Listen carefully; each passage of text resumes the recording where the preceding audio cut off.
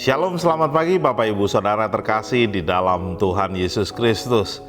Bagaimana kabarnya pagi hari ini?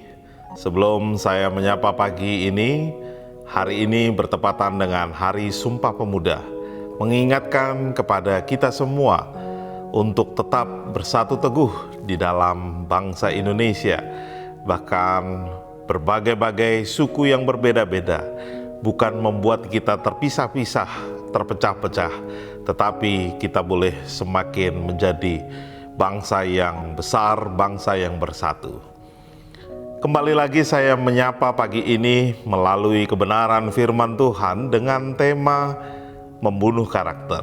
Firman Tuhan terambil dari Matius 5 ayat 21 dan 22. Kamu telah mendengar yang difirmankan kepada nenek moyang kita, jangan membunuh.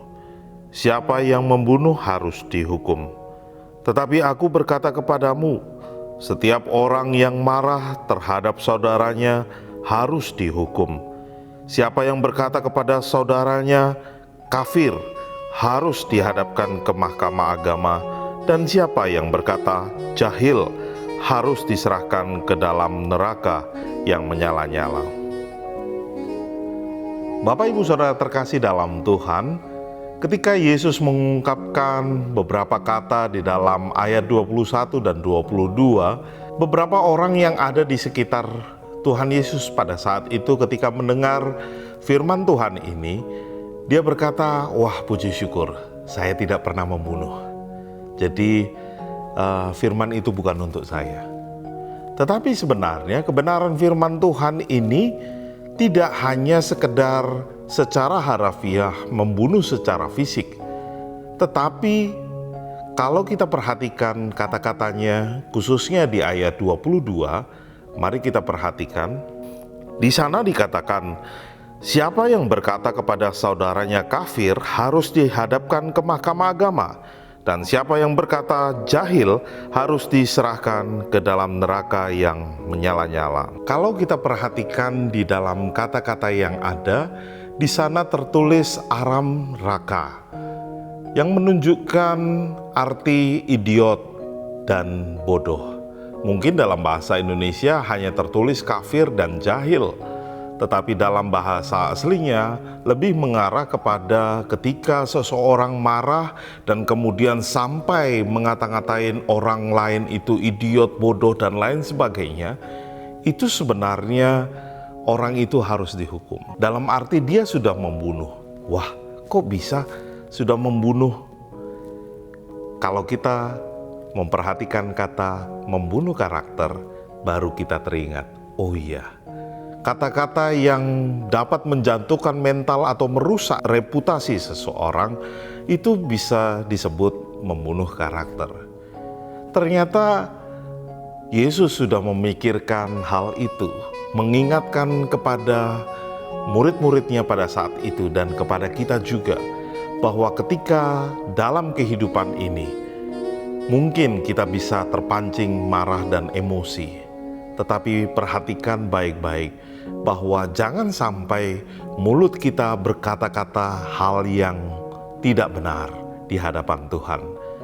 Dikatakan itu bisa membunuh, dan orang yang membunuh bisa dihukum. Artinya menjadi sesuatu yang sangat penting juga diperhatikan. Kata-kata itu bisa menjatuhkan orang atau merusak mental orang, merusak reputasi orang, termasuk kepada anak kita sendiri, termasuk kepada orang-orang yang di dekat kita. Oleh karena itu, melalui kebenaran firman Tuhan pada pagi hari ini, mari kita boleh memilah kata-kata, memilih dan memilah kata-kata yang tepat, yang benar. Wah, nggak bisa Pak, emosi.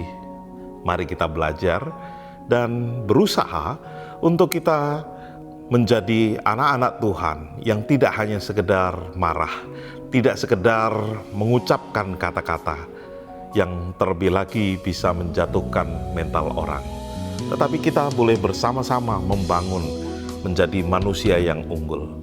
Sama dengan hari ini adalah Hari Sumpah Pemuda, jangan sampai kita menjatuhkan, wah suku ini, suku itu, dan lain sebagainya. tetapi kita justru melihat harus ada kesatuan untuk kebersamaan kita sehingga bangsa ini boleh maju. Begitu juga dengan diri kita. Terpujilah nama Tuhan dan mari kita bersatu dalam doa. Bapa, kami mengucap syukur, terima kasih atas kebenaran firman Tuhan yang mengingatkan kami untuk kami boleh lebih berhati-hati dalam mengendalikan mulut kami. Terlebih lagi ketika kami emosi, terlebih lagi ketika kami marah. Terima kasih Bapa, kami terus mengucap syukur atas penyertaan berkat Tuhan dalam hidup kami. Dan saat ini kami menyerahkan kehidupan kami seutuhnya ke dalam tangan kuasa Tuhan.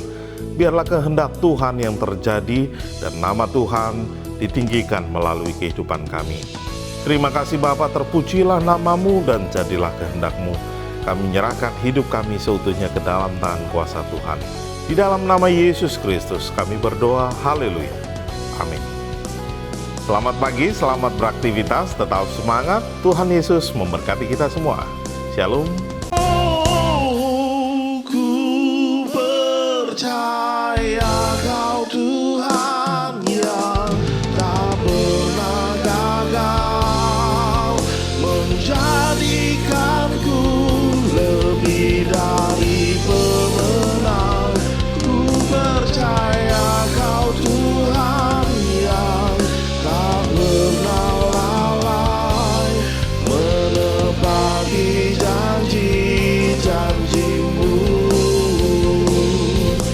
Ku percaya Kau Tuhan yang tak pernah lalai,